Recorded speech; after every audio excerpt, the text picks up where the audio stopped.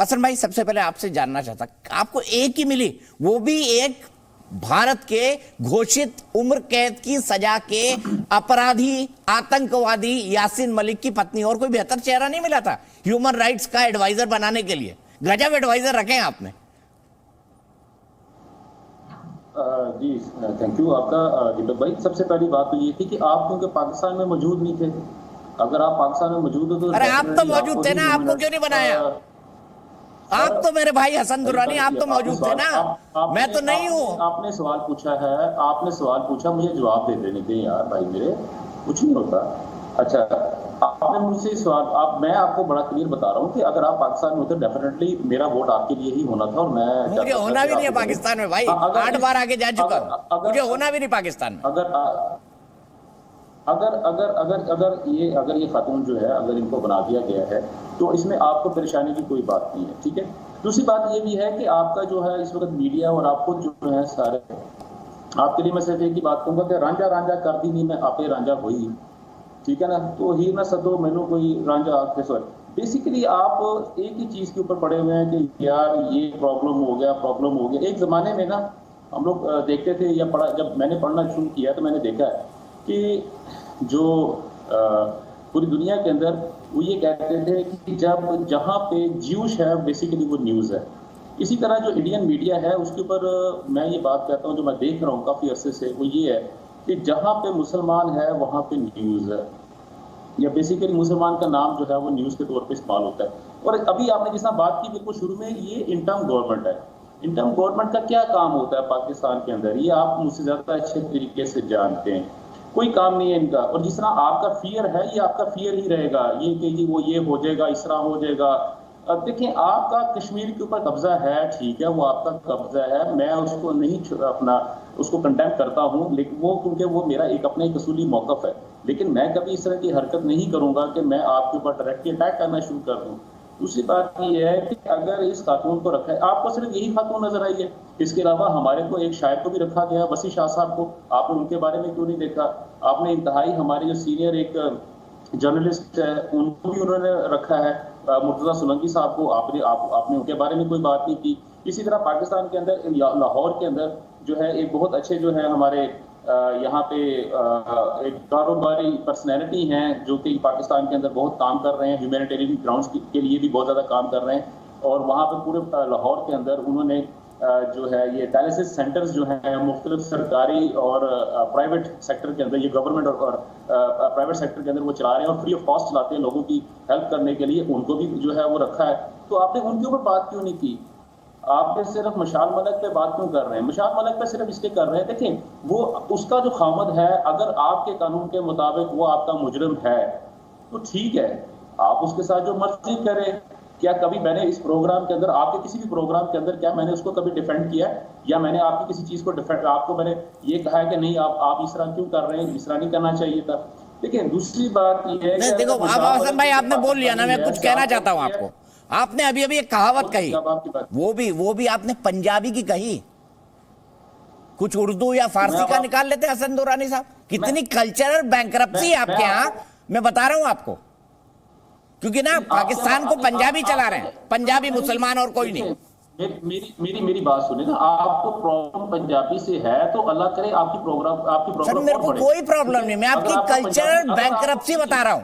आपने जो बात की है, आपकी कल्चरल बैंकरप्सी, मेरी बात सुन ले। कल्चर मैं आपकी भी बता देता हूँ। आपका जो कल्चर जहाँ से शुरू हो रहा है ना, आपका जो सिर्फ चल रहा है, आपका जो एक सिर्फ छोटा सा अभी रिसेंटली आपका एक यहाँ पे सेंटर बना हुआ है, ठीक है। आप उस सेंटर से आप जो तारीख के साथ जो जना बिल जबर कर रहे हैं आप लोग वहां पे बैठ के, और उसके मुताबिक आप अपनी पूरी तारीख को ये कह रहे हैं। कौन बोल रहा है? ये कौन बोल रहा है? अरे हसन दुर्रानी साहब, 75 साल पहले आप भी यही थे, आप भी यही थे 75 साल पहले। नफरत के आधार पर आपने एक देश मांगा, नफरत के आधार पर 10 लाख लोगों का कत्ल हुआ, 10 लाख। और भाई मैं यहाँ पे था ही नहीं, मैं तो पाकिस्तान में पैदा हुआ हूँ, आप इंडिया में पैदा हुए हैं, ठीक है। अच्छा, मुझे बताइए हसन दुर्रानी साहब, आपके कल गुलाम नबी आजाद साहब ने कहा कि जितने पाकिस्तान में और जितने कश्मीर में है मुसलमान, वो सब हिंदू ही थे।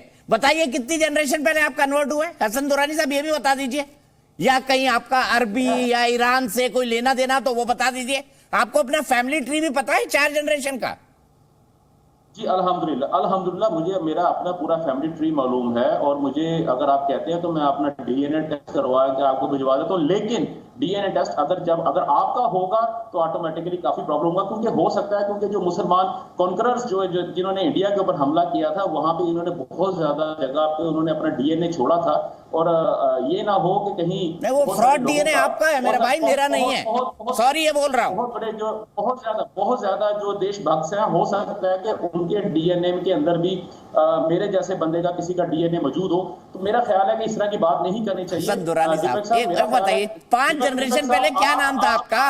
आपके दादा परदादा का क्या नाम था? हसन दुरानी साहब बताइए ना। गुलाम नबी आजाद ने कुछ गलत नहीं कहा, फारूक ने भी यही बात कही।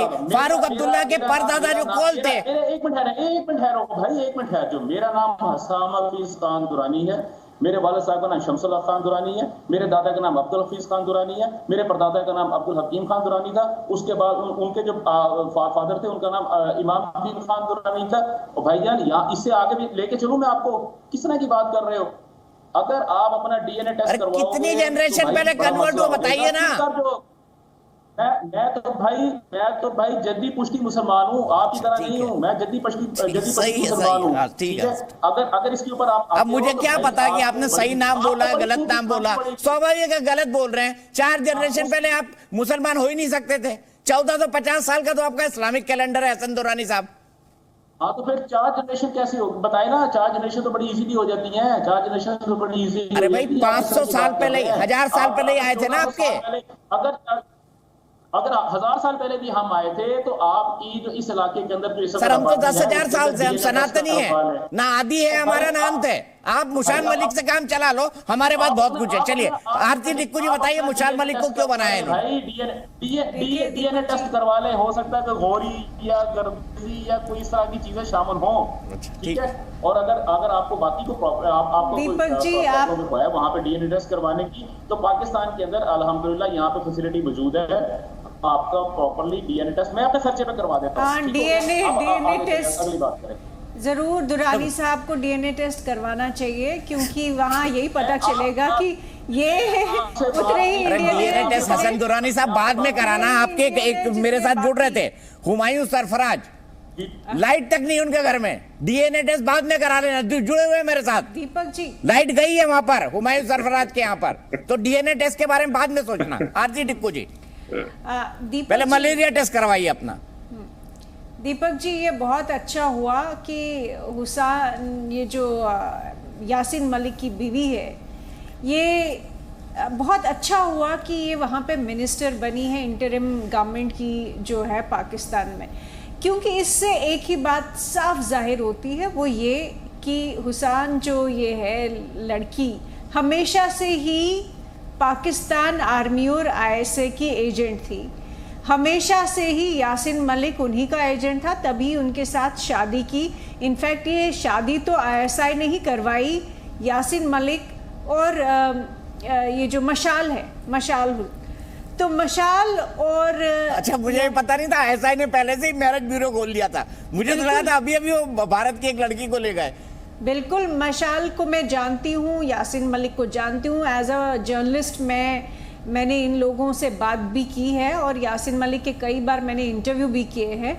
तो मैं आपको ये बता सकती हूँ कि आईएसआई ने इनकी मुलाकात करवाई यासीन मलिक की मशाल के साथ, और मशाल उस वक्त काफ़ी छोटी थी जब ये शादी हुई। तो मुझे लगता है आज इतनी सर्विसेज जो उन्होंने आईएसआई और पाकिस्तान आर्मी को दी है इतने सालों तक, मतलब आप सोचिए एक छोटी जवान लड़की जिसको कुछ पता नहीं था कश्मीर के बारे में, और बहुत ही आर्टिस्ट, बहुत अपने आप को समझती थी, न्यूड पेंटिंग्स बनाती थी। आप सोचिए कि उसने एक कातिल, एक टेररिस्ट जो दुनिया भर में बदनाम, उसके साथ शादी की आईएसआई के कहने पे, पाकिस्तान आर्मी के कहने पे। तो ये तो बहुत बड़ा मैं कहूँगी कुर्बानी दी है उन्होंने पाकिस्तान आर्मी और आईएसआई के लिए। तो अंत में आके आज उन्होंने उनको रिवॉर्ड दिया है ये मंत्री बना के, human rights, so called human rights का। तो सवाल सिर्फ ये होना चाहिए था, आज जो वो वहाँ डीएनए की बात कर रहे हैं और अपनी इस्लामिक आइडेंटिटी की बात कर रहे हैं। इनफैक्ट कई लोग पाकिस्तान में अपने आप को अरबिक समझते हैं, टर्किश समझते हैं। जी न्यूज़।